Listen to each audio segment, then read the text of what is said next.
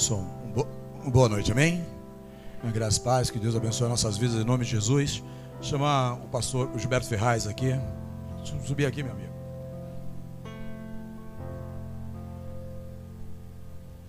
Esse aqui é um amigo, né? Tenho certeza assim que Deus vai usá-lo nessa noite como canal de bênção para nossas vidas. Homem de Deus. Foi meu chefe já, meu amigo, irmão, né? E como eu falei aqui a semana passada, né? Foi ele que me trouxe a primeira vez a palavra de Deus. Então a Bíblia diz assim: dá honra a quem tem honra. Amém? Você pode direcionar as suas mãos para a esposa. Cadê a tua esposa? Está com a esposa dele aqui também. Tá ali. Pô, sabe, vem aqui, irmã, para a gente também orar pela tua vida. Vem aqui. A bênção tem que ser completa para a família, né?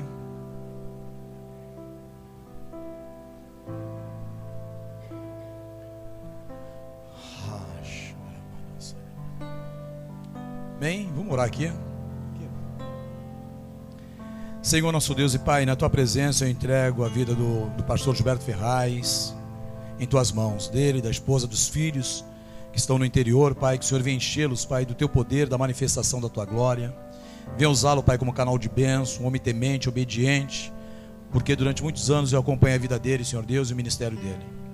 Pai querido, pedimos a Ti, Pai, que o Teu reino esteja sobre a vida dele e que seus sonhos, Pai, nenhum deles venham ser frustrados. Pai querido, pedimos a Ti, Pai, que verdadeiramente o Senhor venha derramar o bálsamo, o refrigério, a Tua graça, a Tua paz sobre a vida dessa família. É o que pedimos, Pai, nessa noite, em nome do Teu Filho amado, Senhor Jesus. Amém e graças a Ti. Amém? Você pode aplaudir o Senhor, meu irmão. Obrigado, irmão.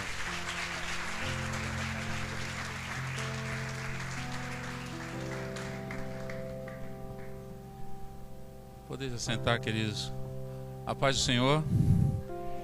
É um privilégio estar aqui a convite do meu querido irmão Mesquita, depois de muito tempo que nós não nos víamos.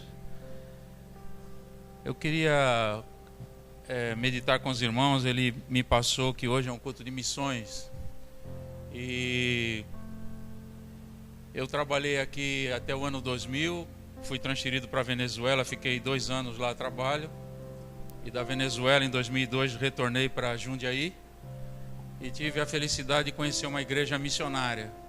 Então, quando o pastor Mesquita me comentou sobre o tema dessa noite, eu fiquei feliz de poder ter a oportunidade de compartilhar com vocês algumas experiências da obra missionária. Quero convidá-los para lermos juntos a palavra do Senhor no Evangelho segundo escreveu Mateus, capítulo 9, versículos 36 ao 38. O Evangelho segundo escreveu Mateus, capítulo 9, do versículos 36 ao 38.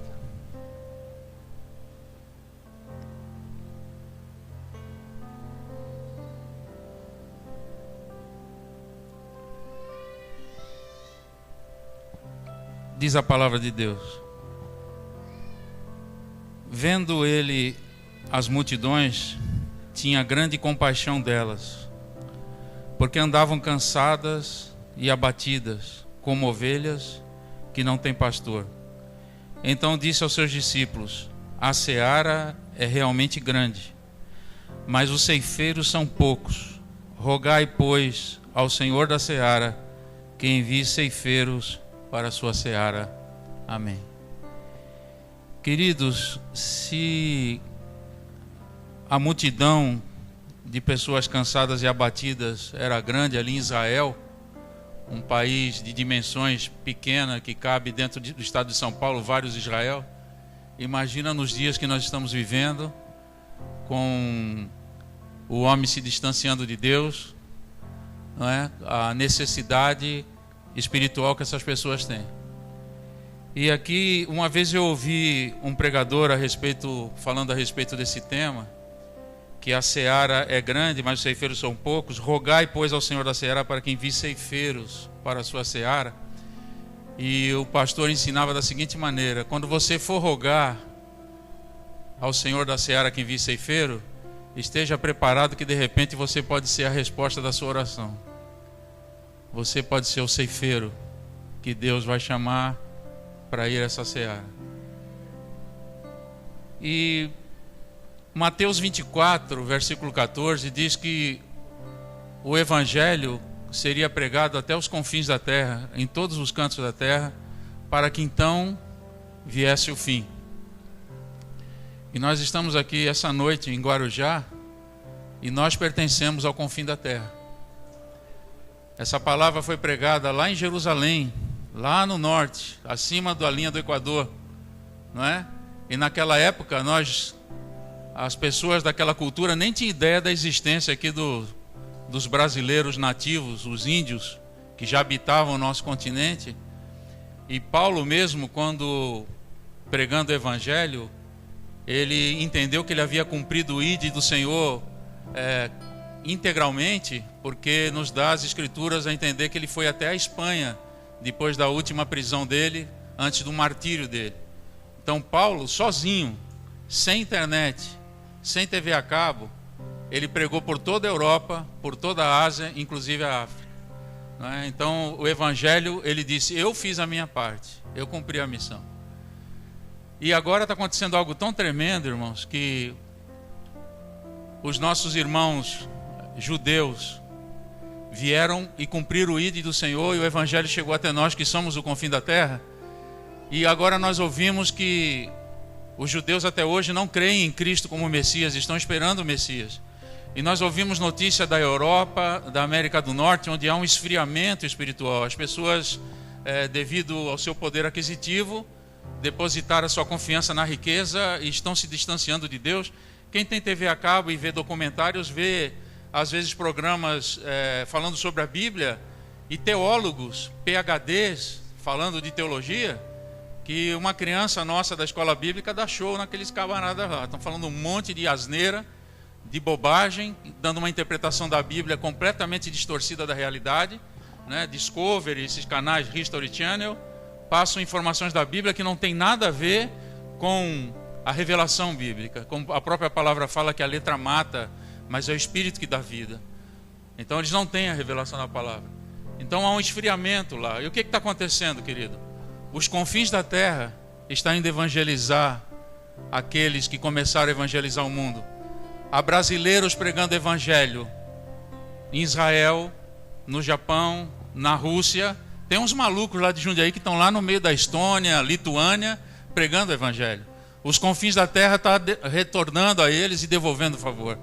Queridos, muitos brasileiros foram para o Japão e para a Espanha quando a moeda de lá muito forte, muita oportunidade de trabalho, um bom salário, e foram para lá para trabalhar, não é? E aí veio a crise. E esses brasileiros que foram para lá foram apenas buscar dinheiro. E quando veio a crise, muitos entraram em depressão. Só que Jesus preparou uns malucos brasileiros para ir para lá também, mas não para trabalhar, para pregar o Evangelho. Então eles colocavam alguns anúncios no jornal. Você que está pensando em tirar sua vida, você que está em depressão, liga para esse número. Então lá tinha um brasileiro no Japão, passando luta, passando dificuldade, ou na Espanha, ligava para aquele número e ali tinha um crente, não é? E se os espanhóis, os japoneses não queriam igrejas, eles não tinham interesse pela igreja, o que Deus fez? Deus mandou brasileiro para o Japão, mandou brasileiro para a Espanha, para os vários lugares onde não se quer falar do Evangelho, e aqueles brasileiros que foram trabalhar lá, que estão em depressão, distante da família, começaram a se converter e a conhecer o Senhor Jesus. Então, agora veio a crise na Europa, muitos brasileiros voltaram de volta para o Brasil, mas lá ficaram igrejas, e agora Deus está salvando os nacionais, está salvando os japoneses, está salvando os espanhóis. Então, a maneira de Deus trabalhar, queridos, é uma maneira tão tremenda que foge à nossa capacidade de planejamento. A igreja é quem envia missionários. Se você pegar um milionário e ele falar, não, eu vou investir na obra missionária, eu vou pegar lá a quantia no banco, alguns bilhões, e vou colocar na obra missionária. Não vira em nada, queridos. Não vira em nada. Porque é a igreja quem levanta missionários. É através da igreja. Muitas das vezes, igrejas com poucas posses, não é?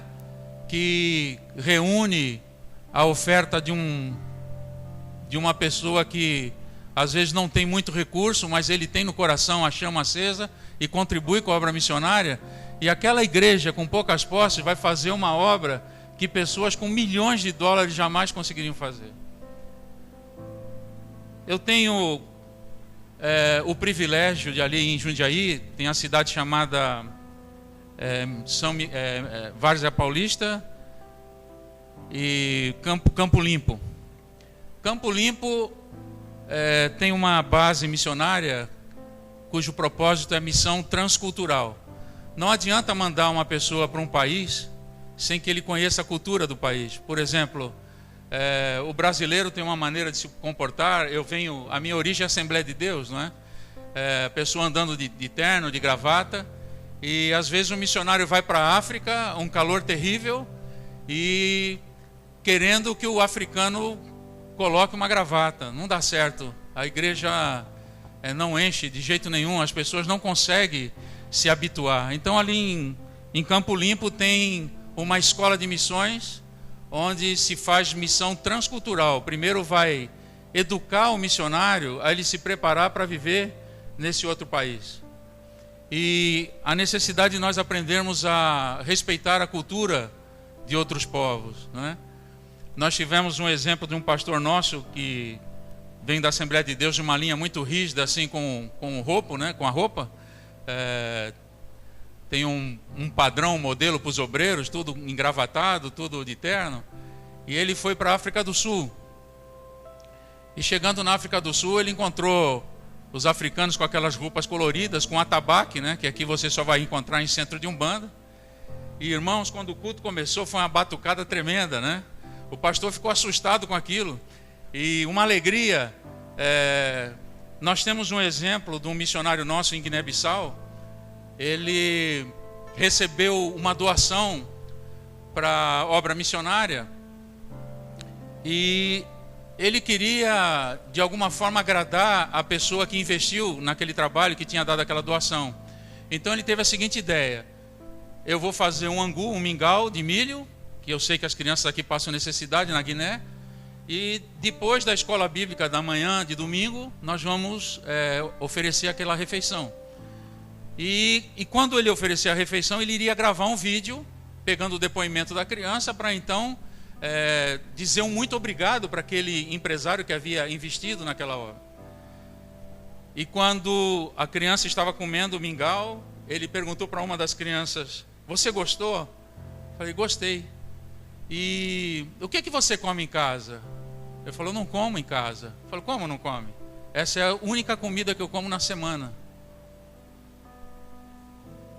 Na África, a pessoa compra um dente de alho, porque quando ele consegue juntar algum dinheirinho para comer uma comida, ele compra um dente de alho, que é tudo que ele precisa para fazer uma refeição. Ele não compra uma cabeça de alho, porque vai estragar. Ele não sabe quando ele vai comer a próxima vez. Você almoçou hoje, tomou café de manhã, tomou um lanche de tarde? O missionário na África, começou-se um trabalho, queridos, missões americanos, um missionário americano chegou no Brasil pedindo professores para a escola secular. Ele queria um casal de crente para dar aula da língua portuguesa, porque na Guiné-Bissau é colônia portuguesa.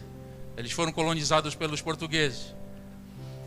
E em Jundiaí tinha um casal que era uma irmã que era professora e o marido músico, e eles tinham uma chamada missionária. Deus já havia mostrado para eles que eles iriam para a África, e o pastor presidente lhe fez esse convite, eles aceitaram.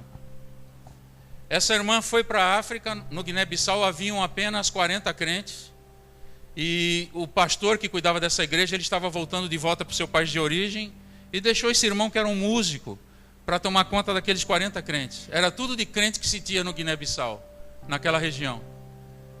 E essa irmã pegou as crianças ali da comunidade e começou a ensinar hinos na língua crioulo, que é a língua nativa deles, e em português. Ela começou a ensinar os hinos para essas crianças. Só que essas crianças, com o passar do tempo, viraram adolescentes, e de adolescentes hoje são adultos. Hoje na Guiné-Bissau tem 19 congregações de um trabalho que começou assim, ensinando crianças. E esse pastor comenta, queridos, que ele veio, um pastor indo para a África, ele veio no avião e ele viu uma pessoa, quando era almoço, oferecer um copo de água. Ele pegou aquela água e esfregou os dentes, assim como se estivesse fazendo asseio bucal. E o missionário que estava ali ficou meio asqueroso o negócio, não é? Estranho. Mas ele ficou na dele. E ele chegou na África, ele não sabia que aquela pessoa que tinha escovado os dentes com o dedo era a pessoa que ia recebê-lo. E ele foi levado até uma base onde ele iria ficar, que era uma casa de madeira, afastada do chão por causa dos escorpiões, dos bichos, e não tinha nenhuma mobília, era simplesmente uma parede de madeira coberta, e ele iria morar ali por um tempo enquanto ele estivesse fazendo missões. E já era de noite, o missionário trouxe para ele um copo de água barrenta, uma água muito suja, e deu para ele. Aquela água era para fazer tudo, tomar água, fazer asseio, o que fosse. E o pastor, quando viu aquilo, sentiu nojo, falou: eu não vou tomar essa água de jeito nenhum, não é? Falou: não, eu agradeço, eu não quero, muito obrigado. Então o missionário falou para ele: olha, por favor, aceita essa água. A pessoa que te trouxe essa água andou 8 quilômetros para ir buscar essa porção, que é a tua porção diária. Essa é a quantidade de água que você vai ter hoje. Para tudo que você precisar fazer de água, essa é a quantidade de água. Aí caiu a ficha dele. Esse missionário foi fazer um batismo. Na África tem um período onde chove e fora daquela estação de chuva passam meses sem chover.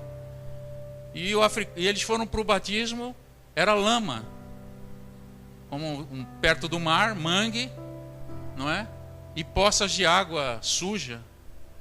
E o missionário, quando chegou, viu que o rio estava mais seco do que o normal para aquela época do ano. Ele, quando olhou aquela situação de lama, ele falou: não tenho condições de batizar ninguém aqui nesse lugar. Aí um dos africanos chegou e falou: tem sim, pastor. Ele abaixou, pegou um pouco de água e bebeu. E falou: essa é a água que nós bebemos todos os dias. Pode batizar a gente na lama. A sede de Deus, o desejo de Deus tão grande, que ele não via aquilo como dificuldade, mas via como uma oportunidade de ele cumprir a vontade de Deus na vida dele. Você tem ideia do que acontece? Nesse exato momento, na Coreia do Norte, é o país número 1 de perseguição religiosa. Pessoas estão presas, pessoas são mortas por confessarem o nome de Jesus. Aqui mesmo no nosso continente, no México, as moças são estrupadas, são presas, porque confessaram a Cristo como Senhor, estão lá presas, basta elas dizer: não quero mais Jesus, e elas são soltas. Mas elas estão anos presas, em alguns vilarejos no México, porque creram em Jesus. Aqui no nosso continente, isso está acontecendo. Eu acho muito bonito o louvor que há aqui na igreja, né? E em toda a igreja se valoriza muito o louvor, principalmente no Brasil, há vários cantores de nome. Mas você sabia que na China, quando os irmãos se reúnem para cultuar a Deus, eles não podem cantar com voz alta. Então ele pega um hino, por exemplo, Foi na Cruz, e eles estão ali reunidos em círculo e começa: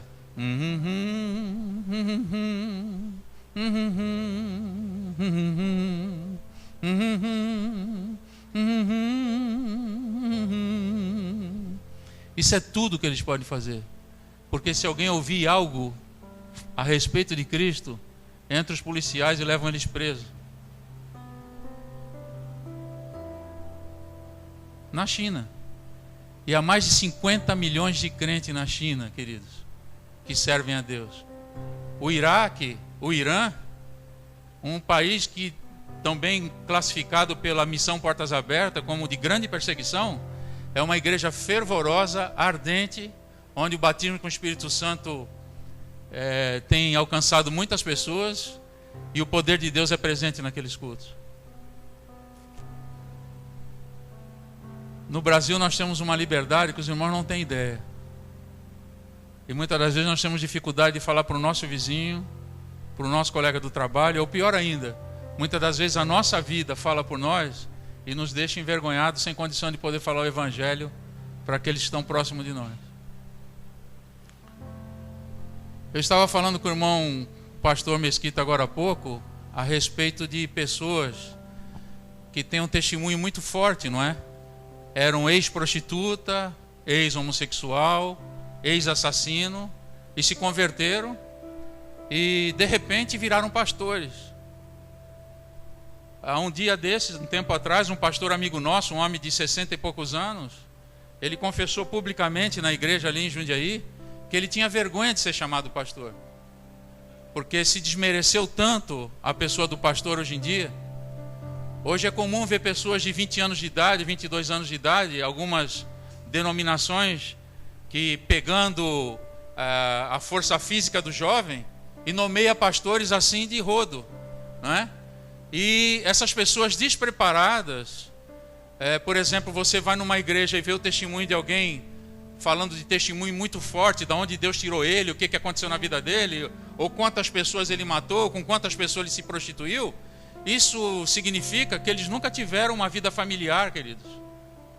Então uma pessoa dessa despreparada, ela tem que fazer uma carreira dentro da casa de Deus.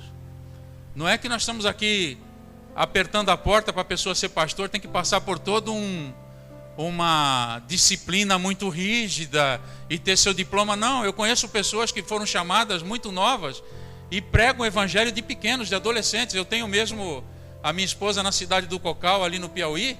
O menino tem 8 anos, está pregando nas rádios. Com 8 anos de idade, tem Ibope lá. O pessoal quer ouvir o Isaac pregando, mas ele não é pastor. Pessoas com testemunho forte que muitas das vezes enchem igrejas, mas não tem testemunho de vida. E o pastor Mesquita tem dado muita atenção a esse foco da pessoa ter vida, não é? Então, a necessidade de uma pessoa para começar na obra missionária, ela tem uma carreira, ela congrega numa igreja, ela se envolve na igreja. Todos nós temos uma chamada missionária. Todos nós temos uma chamada missionária. E pode ser dentro da nossa própria região, pode ser em outro estado, pode ser além fronteira, mas todos nós temos uma chamada missionária. E no texto que nós lemos aqui, diz que a seara é realmente grande, mas os ceifeiros são poucos. Rogai ao Senhor da seara que envie ceifeiros à sua igreja. A primeira missão nossa como missionário, queridos, é orar a Deus, para que Deus levante ceifeiros, para que Deus levante pessoas preparadas para o ministério da palavra, para o ministério de missões. E muitas pessoas começam na igreja, como o caso desse músico que eu falei para os irmãos e dessa irmã. Ele tinha a revelação de Deus que eles iam para a África, mas não fizeram curso para isso, nem tampouco assediavam o pastor e ficavam compartilhando a visão que Deus tinha dado a eles. Não, ficaram na deles. Eles congregavam, o irmão era músico na banda, a irmã participava da escola bíblica e isso era tudo. E de repente, quando veio um missionário dos Estados Unidos perguntar: você tem alguém que possa dar aula na África? Ele falou: eu tenho um casal. E hoje eles ficaram 20 anos na África e deixaram 19 igrejas lá. E agora, aquelas pessoas que se converteram, os africanos, o pastor começou a trazer obreiros para estudar em Pindamonhangaba. Nós temos um instituto teológico em Pindamonhangaba, onde a pessoa fica 4 anos sendo preparada como obreiro, para então voltar para a África. Mas agora, veja o que aconteceu. Imagina uma pessoa que come uma vez na semana. Esse missionário veio para o Brasil para receber uma educação teológica, e agora, como o brasileiro tem esse péssimo hábito de comer 3 vezes por dia, ele passou a levar uma vida de brasileiro durante 4 anos, inclusive com filho pequeno. Sabe o que aconteceu depois de 4 anos, quando ele voltou para a África? Um desses ficou 1 mês trancado no quarto em profunda depressão, que ele não conseguia mais aceitar estar na África, sabendo que no Brasil se vive tão bem, e na África ele não tem aquele mesmo privilégio que ele tem no Brasil. Foi um choque muito grande na cabeça dele. Então o que o pastor decidiu? Bom, trazer africano para o Brasil não é bom. O que nós vamos fazer? Vamos levar uma escola teológica para a África. Então agora em dezembro foi inaugurada uma escola teológica no Guiné-Bissau. E sabe o que acontece, queridos? Muammar Gaddafi, antes de morrer, o líder da Líbia, ele foi assassinado, os irmãos sabem disso, na Primavera Árabe. Esse homem começou a mandar dinheiro para toda a África e montando mesquitas e levando recurso. Por quê? O africano, embora não entenda nada de teologia islâmica, mas se tem alguém que está estendendo a mão para ele oferecendo, ele agarra aquilo. Então o islamismo começou a crescer no solo africano, não porque eles creram na teologia islâmica, mas porque começaram a levar benefícios para eles. E agora o que Deus está fazendo? Você imagina isso? Talvez você, que eu sou um professor, ou eu sou um técnico aí de tubulação, eu sou uma enfermeira, e de repente o pastor chama você para ir lá para a África fazer um trabalho, e de repente, depois de 20 anos, tem uma igreja, 19 congregações e 2.000 crentes lá. Você imaginou um negócio desse? Sabe o que está acontecendo? Esses africanos, a igreja passou a liderança para os líderes locais, nacionais, porque ele falou, o brasileiro pregando, o brasileiro é fervoroso, o brasileiro se esforça e aprendeu a língua crioula, aprendeu a língua zulu, aprendeu vários dialetos, e está falando, está pregando o evangelho, mas não é a mesma coisa do africano pregando. O africano pregando para o africano, o alcance é muito maior. E sabe o que está acontecendo, queridos? Uma escola bíblica formando africanos dentro da África. O Guiné-Bissau agora está formando obreiros que estão indo pela África, evangelizando a África, irmão. Deus está invadindo a África. Olha a estratégia de Deus, irmãos. O que Deus precisa? De ceifeiros. E que ceifeiros são esses? Pessoas dispostas a ir. Tudo que Jesus precisa de mim e tudo que Jesus precisa de ouvir de você, tão somente está disposto. E não importa se você vai sair do Brasil, talvez você nunca saia do Brasil nem do teu bairro, né? Meu pai mora aqui no Guarujá há muitos anos, eu já andei por vários lugares e estou aqui de volta. Tudo que Jesus quer é um sim.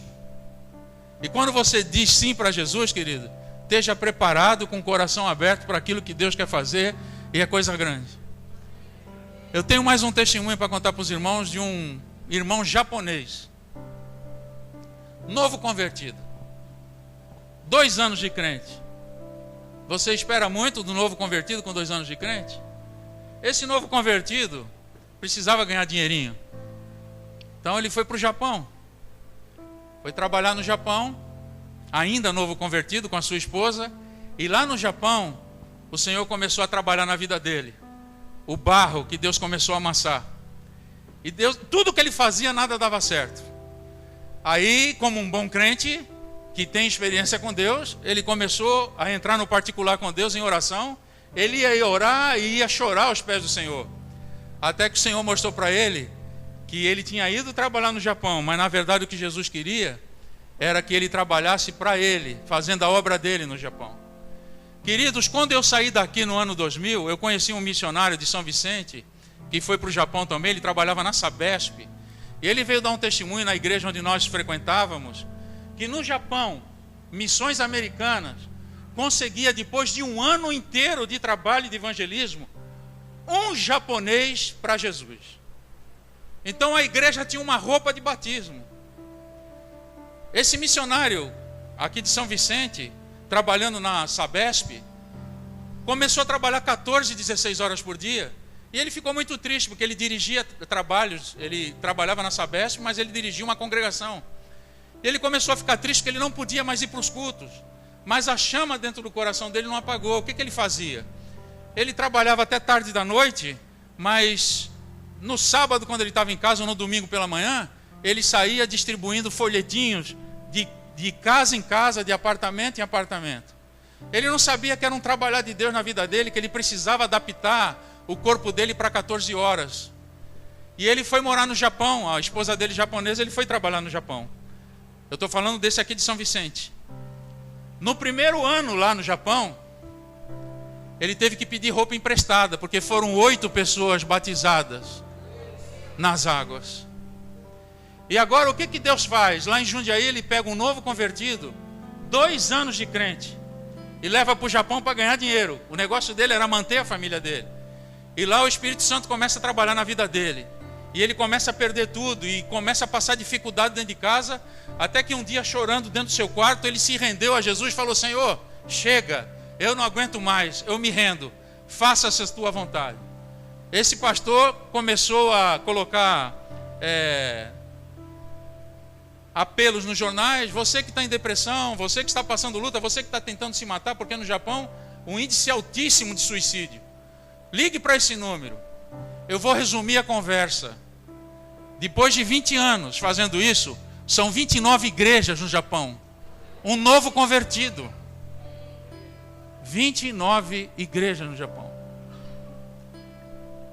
Eu conheci um missionário na Igreja Batista La Fé quando eu estava na Venezuela, um técnico de basquete. Ele foi para um país islâmico, ele não podia dizer o nome por risco de vida. E ele contou o testemunho dele, que ele estava lá, a mandado de Deus, pela Igreja Batista ele foi, e para treinar basquete. Só que ninguém queria o trabalho dele. Ninguém queria saber daquele treinador de basquete. E ele chegou um momento que o visto dele também começou a ficar complicado. Ele já não podia mais renovar o seu visto. E abateu uma tristeza muito grande no coração dele. Ele falou: sabe de uma coisa? Deus não me quer aqui nesse lugar. Eu não tenho chamada para isso mesmo. Nesse ínterim, enquanto estava sendo discutida a documentação dele, alguém lhe deu uma turma de crianças com síndrome de Down. E para o islâmico, uma pessoa deficiente é considerada assim como um problema na família. Ninguém quer saber. E entregaram aquelas crianças com síndrome de Down para ele cuidar. Ele, como técnico de basquete, começou a tomar conta daquelas crianças. E começou a acontecer um negócio interessante.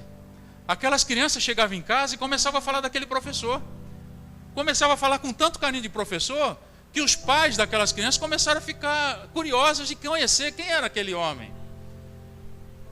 E de repente, queridos, aquele homem começou a entrar dentro da casa dos árabes e começou a pregar o evangelho, e Jesus começou a salvar almas. E ali ele conheceu pessoas de importância que lhe deram para tomar conta de um time de basquete oficial. E ele ganhou o campeonato da cidade, ganhou o campeonato do estado, ganhou o campeonato das confederações, e o sheik foi recebê-lo na sua casa. Um pregador do evangelho, um técnico de basquete. Por que eu estou dizendo isso para os irmãos? Muitas das vezes há pessoas que se preparam só pelo lado ministerial. Eu vou ser missionário, então vou me preparar para a teologia. Queridos, hoje em dia Deus precisa de enfermeiros, Deus precisa de pessoas com outras profissões, e Deus envia pessoas para outros países para exercer uma outra profissão. E lá naquele país, através daquela profissão, o Senhor abre as portas e a pessoa começa a fazer a obra de Deus naquele país. Tudo o que Deus precisa. A seara é grande. A seara é grande. São poucos os ceifeiros. São poucos os que se dispõem a ir. E o que eu posso fazer como missionário? O que você pode fazer como missionário? Isso não vai te custar nada. Rogai ao Senhor da seara para que Ele levante ceifeiros, queridos. De repente esteja preparado. Pode ser que quando você comece a fazer essa oração, Deus fale: esse que tu está pedindo para ir é você mesmo. Vai começar na tua casa. Vai começar com teus parentes.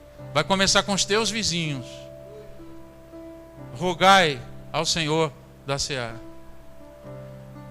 Eu estava um dia, num culto de domingo, sentado na galeria da igreja, e o pastor conduzindo o culto, a pregação, o louvor, tudo normal.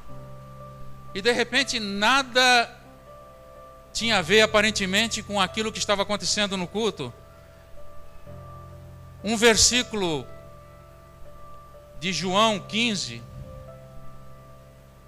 versículo 15, diz assim: já não vos chamo de servos, porque o servo não sabe o que faz o seu senhor. Em outras palavras, para o empregado, o patrão não precisa dar satisfação. Não te devo satisfação, você é empregado. Antes, tenho-vos chamado amigos, pois tudo o que ouvi do meu Pai, vos tenho dado a conhecer. E eu pergunto para os irmãos: o que isso tem a ver com oração? Aparentemente, nada. Não tem nada a ver com oração. Mas quando Deus fez esse versículo acender dentro de mim, veio dentro do meu coração o seguinte: liga para o pastor quando você sair daqui e fala para ele que você vai vir orar antes de trabalhar. Eu pegava o ônibus para vir trabalhar na empresa por volta de 7h40, mais ou menos, ele passava na Avenida de Mar de Barros. Então, Deus assentou no meu coração, às 5h30 da manhã, eu iria para a igreja, para orar. E eu liguei para o pastor, quando acabou o culto, cheguei na minha casa e falei, pastor Cláudio, o senhor me autoriza a ir para a igreja? Meu pai era secretário da igreja, ele tinha a chave. O senhor me autoriza a ir para a igreja às 5h30 da manhã, orar? Ele falou, não só autorizo, mas que você me bata na minha janela que eu vou orar com você. A casa pastoral do lado da igreja. Começamos nós dois a ir às 5h30 da manhã para a igreja orar. E eu lembro um dia, estava garoando, 5h30 da manhã, eu de guarda-chuva indo para a igreja. Eu morava bem pertinho ali no bairro Jardim Primavera, indo para a igreja orar. E vem um irmão que congregava conosco, ele trabalhava à noite, vindo de bicicleta, e ele cruzou comigo e falou, para onde você está indo? Falando, estou indo para a igreja orar. Ele falou, você é doido.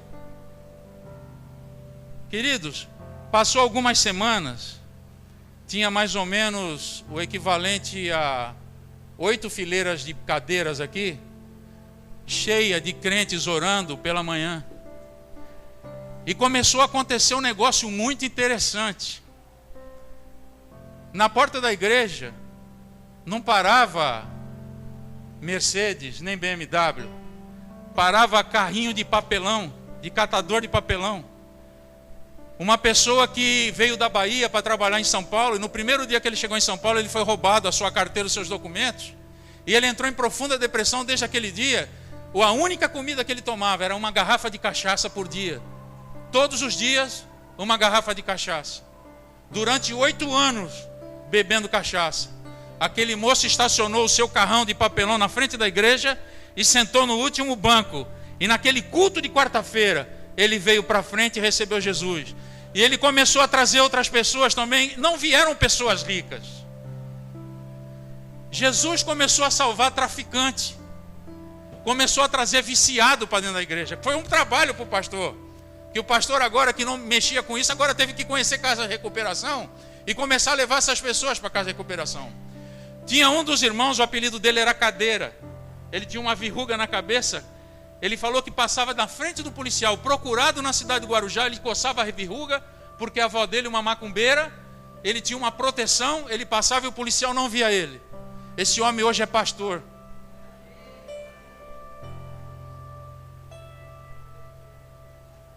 E uma outra coisa eu prestei atenção, queridos. O pastor Cláudio, ele tinha um jeito interessante de pregar, ele pregava assim muito animado, com um vozeirão grandão. E ele andava pelo púlpito de lá para cá com o microfone na mão e falando muito agitado e muito fervoroso. Como ele sempre fez, não mudou nada, ele continuou sendo a mesma pessoa. Mas aconteceu uma coisa. Naquela época eu cooperava na igreja, eu ficava na porta da igreja. Eu comecei a prestar atenção. O culto transcorria normal como todos os cultos. Mas na hora do apelo, queridos, normalmente quando se fazia o apelo para que as almas viessem para frente, você insiste com o pecador, você entendeu a mensagem, você está preso aí, Deus quer te libertar, Deus quer fazer uma obra grande na tua vida, venha para Jesus. Jesus vai mudar a tua vida, Ele mudou a minha vida, Ele muda a tua também.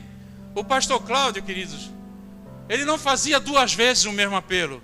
Ele falava, quem quer vir para Jesus? Enchia de pessoas, queridos. Enchia de pessoas.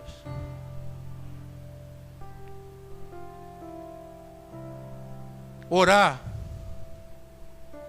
não é obter favor de Deus. Não é, lógico, a Bíblia nos ensina, tá? Alguém aflito, ore.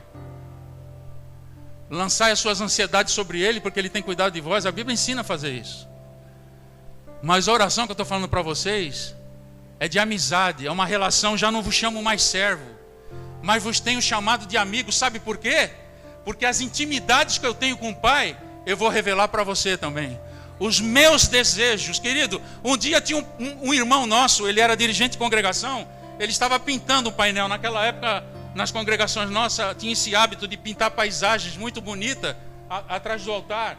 E aquele irmão está sentado num andaime de madeira e pintando uma paisagem muito bonita. E de repente o Senhor falou com ele, falou assim, me dá os teus problemas. Falou, Senhor, tu quer os meus problemas? Eu quero os teus problemas. Aí ele desconfiou, como diz o outro, quando a esmola é demais, santo desconfia, não é? Senhor, tu quer os meus problemas? Sim. Mas por que tu quer meus problemas? Porque eu quero te dar os meus problemas. Mas eu não sabia que tu tens problemas. Eu tenho problemas. São as almas que estão se perdendo aí fora. Esses são os meus problemas. Eu não quero que nunca mais tu te preocupe com os teus problemas, porque a tua mente e o teu coração vai estar agora cheia com os problemas daqueles que estão lá fora. É o que o texto diz aqui, queridos.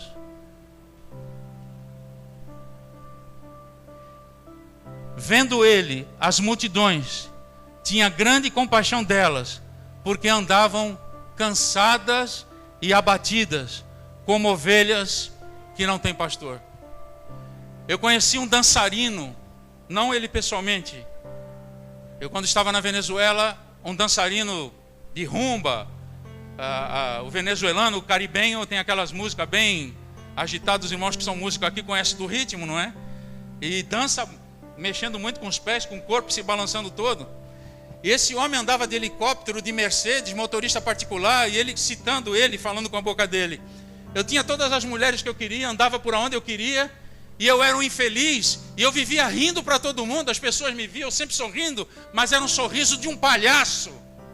Mas um dia, quando eu estava pensando em tirar a minha vida, eu tive um encontro com Cristo, e a minha vida mudou, e agora eu danço para Jesus. E eu vi aquele homem dançando numa alegria incontada, irmãos, porque ele teve um encontro com Cristo. Muitas das vezes o teu vizinho que sorri para ti, ele está indo para o fundo do poço. Talvez esteja pensando em tirar a sua vida. Ele está pensando que já não tem mais resultado para ele. E uma simples palavra: Jesus te ama, pode mudar o destino daquela pessoa. Nós estamos cercados, queridos, de pessoas que estão perecendo, indo para o inferno. Você já pensou? Eu não sei, eu tenho alguns atributos. Eu gosto de pizza, eu gosto de pastel, eu gosto de algumas coisas, não é? E de repente eu vou lá comprar um sorvete, e a pessoa que me atendeu tão bem, não é? Ou vou no posto de gasolina, eu estou em viagem, meu carro está com o tanque vazio e precisa ser abastecido. Outro dia Deus me levou a pensar nisso. Esse frentista está indo para o inferno. Ele está te servindo agora, pondo gasolina no teu carro, e ele está indo para o inferno. Aquele pão cheiroso, quentinho, que você compra na padaria, o padeiro que fez aquele pão tão gostoso, que você comeu de tarde com uma manteiguinha derretida e um cafezinho quente, está indo para o inferno. Nós estamos cercados de pessoas que não conhecem a Cristo e estão indo para o inferno. E estão precisando de uma palavra. Uma palavra. E é mais difícil, queridos, pregar para parente e para colega de trabalho. Eu, no começo da minha fé, entregava folheto para todo mundo, e Deus me deu esse privilégio de, por um tempo, as pessoas receberem. O irmão, o pastor Mesquita, sabe muito bem disso. Ali no terminal marítimo, nós recebíamos por volta de 100 a 120 caminhoneiros por dia. Era uma festa, porque eu tinha que andar algumas distâncias longas dentro da indústria, e eu passava pela fila de caminhoneiro. Então eu ia fazer uma tarefa e ia soltando folheto, né? E os caminhoneiros lá tudo lendo. Até que um dia, eu andando, encontrei um folheto no chão. Isso nunca tinha acontecido. Falei: mas o que é isso? Fui lá e peguei. Aí andei mais uma distância, outro folheto no chão. E andei outra distância, outro folheto mais. Meu Deus, o que está acontecendo? Os motoristas estão jogando fora os folhetos. E aí o Senhor falou dentro de mim: aqui não é lugar disso. Aqui é lugar de trabalhar. Aproveite a tua hora de almoço, aproveite uma outra hora, não o teu horário de trabalho. E aí Deus me mostrou, queridos, que o que fala mais alto na vida de uma pessoa não são necessariamente as palavras que nós falamos para eles, mas é teu estilo de vida. É a vida que você leva na comunidade onde você vive. Salmo 23, eu gosto demais desse salmo que fala: assenta-me a uma mesa, unge a minha cabeça com óleo, meu cálice transborda. Diz que ele faz isso na presença dos meus inimigos. E o Senhor me trouxe a seguinte palavra: quando os teus inimigos não querem ouvir a palavra de Deus na tua boca, não fique triste não. Se você falou de Jesus para ele, ele caçoou, ele juntou com mais 2 ou 3, deu risada de você, não se preocupe não. Por mais que ele não queira aceitar a palavra que você falou, ele é obrigado a ver Deus na tua vida. Ele é obrigado a ver Deus na tua vida. Nós somos uma carta lida. Nós somos uma carta lida. Nós evangelizamos sem palavras. Quando a pessoa vê a nossa atitude diante dos problemas que todo mundo vive. Há uma ilusão, há pessoas que vêm para a igreja pensando que seus problemas vão acabar. Eles não vão acabar, talvez até piorem um pouquinho. Os mesmos problemas que chegam na casa do macumbeiro, na casa do espírita, na casa do católico, chegam na casa do crente. Porém com uma diferença vital. Quando o problema chega na casa do crente, o crente olha para cima e clama. E o Senhor manda a resposta e manda livramento. Essa é a diferença, queridos. Essa é a diferença. E eu quero encerrar, queridos, dando mais um testemunho da importância das crianças dentro da igreja. Esse trabalho que eu falei para os irmãos na África, quem poderia pensar que com um projeto de alfabetização em português de uma nação colonizada de portugueses, viesse a nascer uma igreja em cima do trabalho das crianças. Eu tive o privilégio de estar à frente de uma congregação no bairro, num dos bairros de Jundiaí, ali o Rio Branco, Jardim Rio Branco, e lá tinha um trabalho muito bonito com crianças. Nós tínhamos um culto no mês, e quando eu cheguei na congregação esse trabalho já existia, e nós simplesmente mantivemos o mesmo trabalho. Havia uma sexta-feira do mês, não lembro agora se era a terceira sexta-feira do mês, onde havia trabalho de culto com as crianças. Então, havia teatro com fantoche e se convidava o máximo de crianças. Certamente tinha doce, tinha lá aquelas coisas para agradar as crianças. E dali se evangelizavam as crianças. E passado 4 anos e meio ali servindo naquela congregação, o pastor presidente me transferiu para um outro lugar, para a Vila Ana. E quando eu cheguei naquela congregação, já me chamou a atenção que não tinha um trabalho com crianças. E ficamos ali um tempo. A primeira coisa que nós fizemos foi retomar o conjunto de louvor das crianças, que na Assembleia de Deus é muito departamentalizada, né? Há vários grupos. E retomamos o trabalho das crianças. E uma irmã que dava aula de educação física numa escola do estado, ela veio falar comigo e falou: pastor, você permitiria fazer um culto com criança, mas com crianças não crentes? Eu vou convidar as crianças não crentes para vir para a igreja. Falou: querida, nem só vai vir, como vamos trazer o pessoal lá da Rio Branco, que tem uns trabalhos muito bonitos, e nós vamos começar um trabalho desse aqui. Então, a irmã começou a fazer o convite ali no bairro da Vila Ana, e nós trouxemos o pessoal do Rio Branco. A igreja ficou muito bonita, toda decorada, com bichinhos, com enfeites, versículos bíblicos, e foi feito um teatro com fantoche. O culto acabou, aquela alegria, aquela bagunça, onde tem muita criança, vocês sabem que foge um pouco o padrão, não é? Passou-se alguns meses, aquela irmã me procura. Eu já tinha saído daquela congregação e estava em outro lugar. Falou: pastor, sabe aquelas crianças que foram para a igreja? Pois então, elas gostaram tanto que elas agora pedem para os pais ir. Aí o pai, para querer agradar o filho, porque qual é o pai que gosta de dizer não para o filho? Ele fala: tá bom, filho, eu vou. E no final das contas o pai fica vendo o jogo do Corinthians, do Palmeiras, e não quer saber de ir para a igreja, e não vai. E a criança vai chorando para a igreja. E esse choro foi tão incômodo que a família toda agora está servindo a Deus. Deus está salvando famílias através da vida dessas crianças. Queridos, nós muitas das vezes não damos devido valor para as crianças, mas o governo está dando. O governo está ensinando um monte de imoralidade para as crianças nas escolas. Infelizmente, a visão da igreja evangélica no Brasil, salvo algumas exceções, que estão investindo no ensino fundamental e na formação da criança, no caráter dela, porque é provado cientificamente que até os 6, 7 anos de idade se forma o caráter de uma criança, não é? Enquanto que muitos de nós terceirizamos a educação teológica, porque quem ensina a Deus para os filhos são os pais, não é a igreja.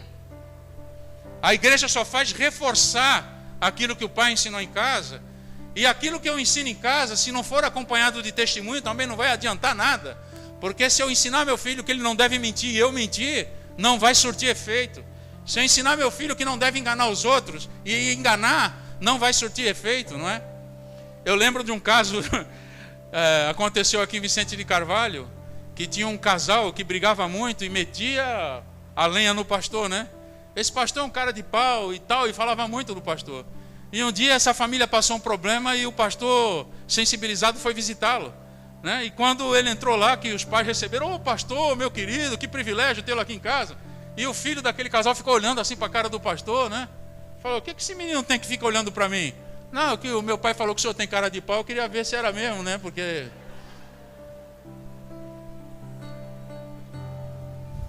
Então os nossos filhos, queridos, nós ensinamos Deus para eles, mas eles querem ver Deus na nossa vida. E a igreja apenas vai reforçar. Então hoje em dia, as pessoas estão muito ocupadas no seu dia a dia e terceirizam a educação dos seus filhos. Escola não vai educar seu filho. Aliás, vai educar sim, mas com aquilo que você não gostaria de saber. Eu tive uma experiência aqui na empresa uma vez. Uma pessoa da Sabesp veio prestar um serviço para a gente, um engenheiro. E ele comentou que ele quis dar educação sexual para a filha dele, então ele comprou livros de psicólogos e ensinou tudo direitinho para a menina, porque ele queria passar essa formação para ela. E ele ensinou tão bem que com 15 anos ela ficou grávida, né? Porque se Deus não tiver no negócio, queridos... E aí eu pensei o seguinte: nossa, é um assunto difícil de falar com meus filhos, não é?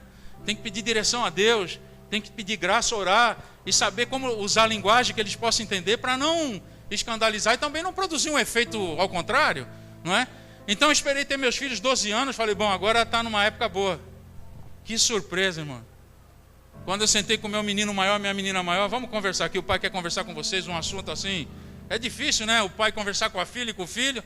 Aí eu comecei a conversar com ele e falou: pai, o que você está falando? Isso daí nós já aprendemos na escola, pai. O professor lá já ensinou para a gente. Com 6, 8 anos de idade, ensinou na linguagem deles lá da escola. Os filósofos do mundo, as pessoas sem Deus, estão ensinando os nossos filhos. A igreja de amanhã são os nossos filhos. O pastor Mesquita falou para mim que a igreja Peniel investe muito em jovem. Eu tenho visto isso. Não foi porque ele falou para mim, eu tenho visto isso. A igreja Peniel investe nos jovens, porque a força da sociedade está no jovem. Eu já vou fazer 60, já estou meio cansadinho, né? O pastor Mesquita já com a barbinha branca ali, né? Já não temos... uma vez eu fiz um treinamento na empresa e eu estava com 36 anos mais ou menos, e naquela época a média de vida era 62, 64 anos. Aí o camarada fez a seguinte pergunta: qual é o teu projeto de vida? O teu grande projeto de vida? Escreve aí no papel. Aí fizemos, né? Tudo empolgado. Falei: então, quantos anos você tem? Escreve aí no papel. Escrevemos. Falei: então, a média de vida do brasileiro naquela época é 62 anos. Agora faz as contas. Quanto tempo falta de vida para você realizar o teu sonho? Aí caiu a ficha. Hoje a média de vida é 72 anos, subiu um pouquinho, né? Alguns estão vivendo mais, outros vivendo menos.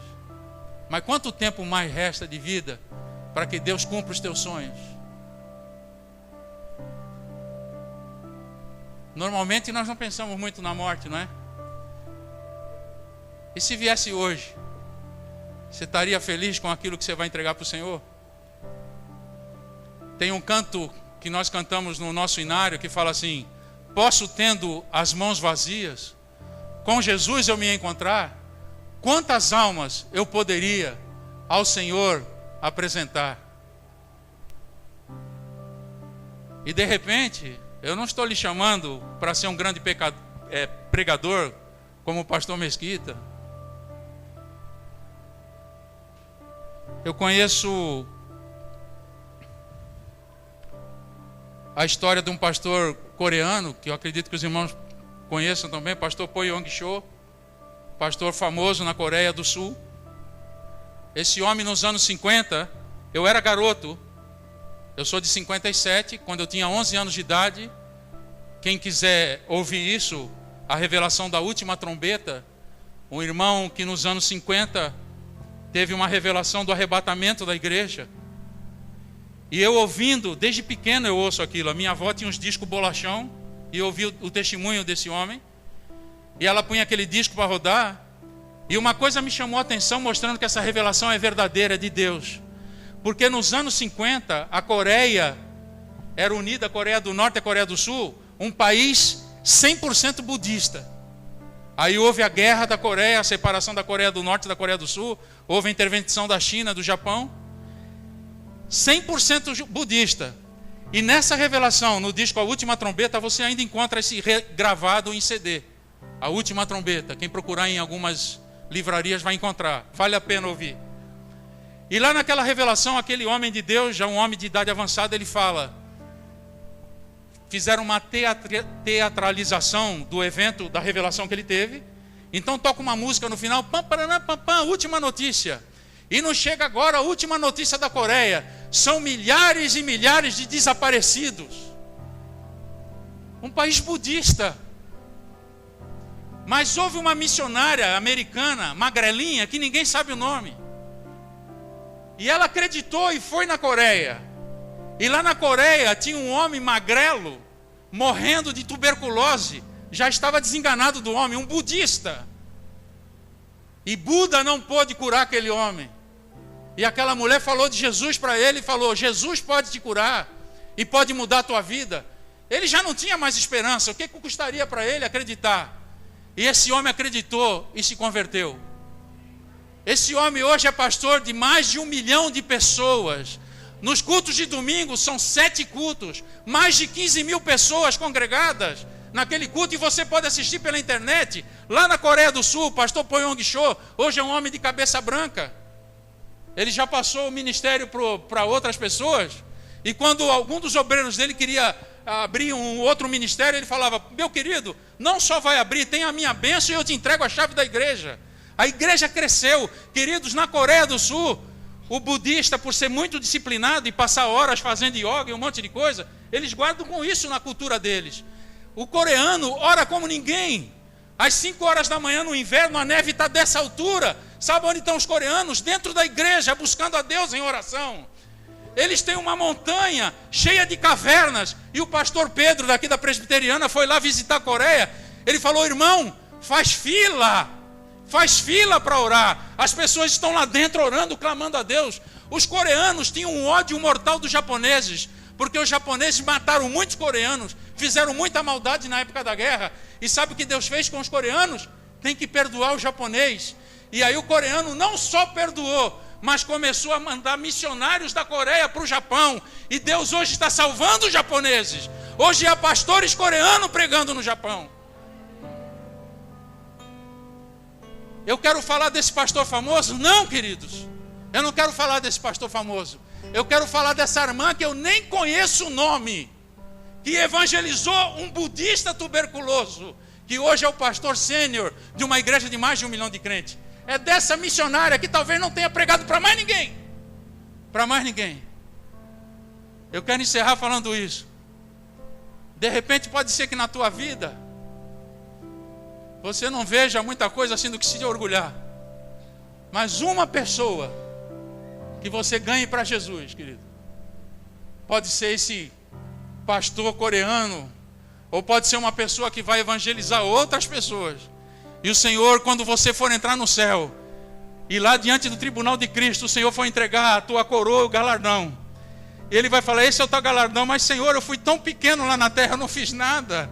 Não, sabe aquele dia que você mandou aquela mensagem para aquela pessoa, que você falou do meu amor, então, aquela pessoa se converteu, e hoje ele virou pastor de uma grande igreja. Está vendo todas essas almas? É resultado desse trabalho. Isso é missões, querido. Missões para Deus é simplesmente dizer sim. É tudo isso. Sim. Sérgio Luiz de Nascimento, Moranguinho, trabalhou com a gente na Dalquímica. Ele é missionário no meio dos índios. Eu não dava nada pelo Sérgio. O Sérgio só vivia na noitada, na vida boa. De repente o Sérgio encontra uma menina na praia, os dois se casam. E de repente o Sérgio vai para a Palavra de Vida lá em Atibaia. De repente o Sérgio é missionário no meio dos índios há 30 anos. E ele, como missionário no meio dos índios, ganhando $100 por mês para sustentar uma família. Dá para sustentar uma família com $100? Não dá. Mas o Sérgio está com os filhos formados e casados. E são 2 casais de missionários, porque eles casaram e são missionários também. E o filho dele foi o melhor odontólogo da universidade. As notas dele foram tão boas que a USP ofereceu um curso de doutorado gratuito. Falou, venha para cá, nós vamos pagar tudo. Nós queremos você dentro da nossa escola. Ele aceitou com muita alegria, ligou para o pai dele, pai, ganhei um curso de mestrado, de doutorado lá na USP. E ele foi para casa. O Sérgio me conta que no dia seguinte o filho dele falou, pai, eu não vou poder ir. Por que, meu filho, você não vai poder ir? Sabe o que foi, pai? Deus me fez voltar lá quando eu tinha 11 anos de idade. Eu estava num culto, um culto de missão. E tinha um pastor pregando e perguntou, quem quer entregar sua vida para Deus, ao serviço de Deus? E naquele dia eu entreguei a minha vida para Deus. E se eu for doutor na USP, pai, eu vou enredar por um caminho que eu não vou poder fazer o propósito de Deus na minha vida. Ele falou, por causa disso, eu não aceito o doutorado na USP. Ele está lá no Amazonas. Ele começou a fazer a obra de Deus no Amazonas, deu tudo errado. Entrou FUNAI, entrou um monte de coisa, desfez tudo, começou do zero o trabalho. O trabalho foi à míngua. Mas ele continuou persistindo, jovem ainda. Continuou persistindo. E hoje, para a glória de Deus, ele está numa aldeia com 500 índios, convertidos ao Senhor, adorando a Deus lá no meio da selva. Louvado seja o nome de Deus. Porque um dia, com 11 anos de idade, ele falou, eu entrego a minha vida para a obra de Deus. Eu encerro aqui. O culto hoje é de missão, é de consciência missionária.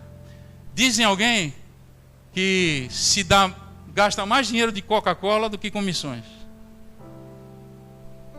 A gente não pensa duas vezes para pôr a mão na carteira quando é para pagar uma pizza. Mas quando é para investir na obra missionária. E na obra de Deus você não investe para ficar rico. Você investe porque você está constrangido pelo amor de Cristo. E fala, essa obra precisa de mim. Essa obra precisa de mim. É por isso que nós investimos. E o maior investimento que você pode fazer essa noite é a tua vida. Como, pastor? Orando, contribuindo, enviando ou sendo enviado. Amém, queridos? Que o Senhor Jesus abençoe a vida dos irmãos. Eu estou muito feliz de estar aqui. Eu tenho acompanhado a igreja Peniel. Estava falando para o pastor Mesquita esses dias. Tenho visto a obra ali em São Vicente. E a questão de um mês atrás veio um pastor de Houston, um pastor americano, e foi lapada. O couro comeu no lombo de todo mundo. Foi muito bom. Ele pregou sobre Jonas, sobre o papel da igreja, por que o Brasil está passando o que está passando. E ele, no final da mensagem dele, ele gritava para a igreja ali em São Vicente, arrependei-vos, arrependei-vos, arrependei-vos. Era a mensagem dele.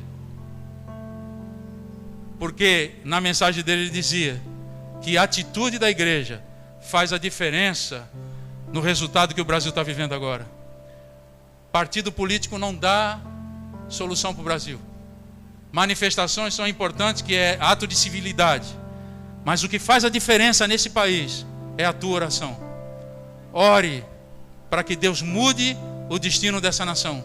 Ore para que Deus levante missionários nesse país para evangelizar o próprio Brasil e evangelizar o resto do mundo. Que Deus abençoe os amados.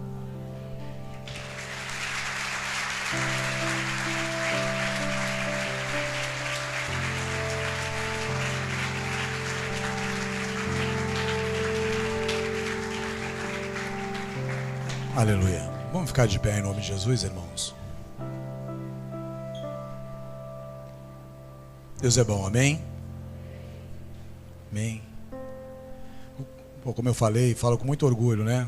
Quem me trouxe a palavra, quem ministrou a primeira vez na minha vida foi o Gilberto Ferraz. Quando eu era um jovem louco, um jovem que gostava de samba, um jovem totalmente fazendo as coisas fora da presença de Deus.